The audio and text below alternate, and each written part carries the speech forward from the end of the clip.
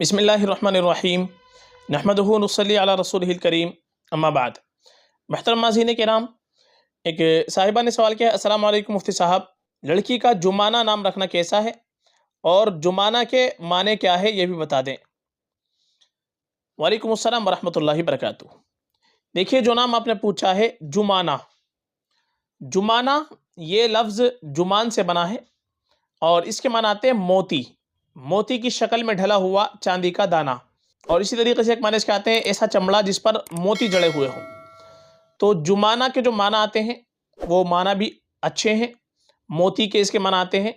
تو معنی کے اعتبار سے نام بہترین ہے اور نسبت کے اعتبار سے بھی یہ نام بڑا مبارک ہے، چونکہ جمانہ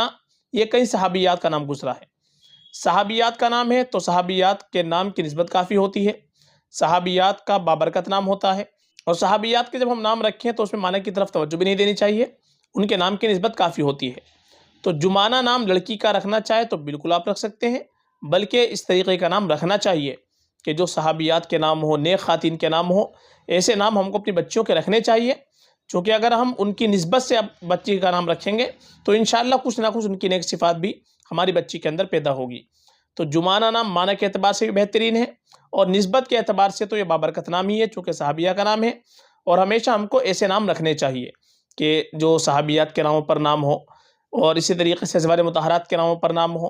نیک خواتین کے ناموں پر نام ہو، اس طریقے کے نام ہم کو رکھنے چاہیے۔ آج کل لوگ بہت سے نئے ناموں کی وجہ سے غلط ناموں کا انتخاب کر لیتے ہیں،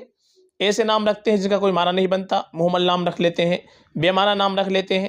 یا غیر مسلموں کے نام رکھ لیتے ہیں۔ آج کل یہ بھی نہیں دیکھتے کہ یہ نام اسلامی ہے غیر اسلامی ہے، بس گوگل سے دیکھا کہ نیا نام ہے، یونیک نیم ہے، لینے میں اچھا ہے، کسی کا نہیں ہوگا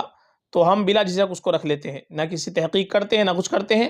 نام رکھنے کے بعد میں اس کی تحقیق کرتے ہیں کہ جی ہم نے تو یہ نام رکھ لیا ہے،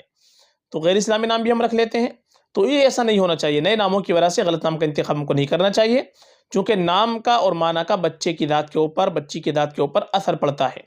اس لیے ہمیشہ ہم کو اچھا نام رکھنا چاہیے، اچھے معنی والا نام رکھنا چاہیے، اور نیک نسبت سے ہم کو نام رکھنا چاہیے۔ فقط واللہ اعلم۔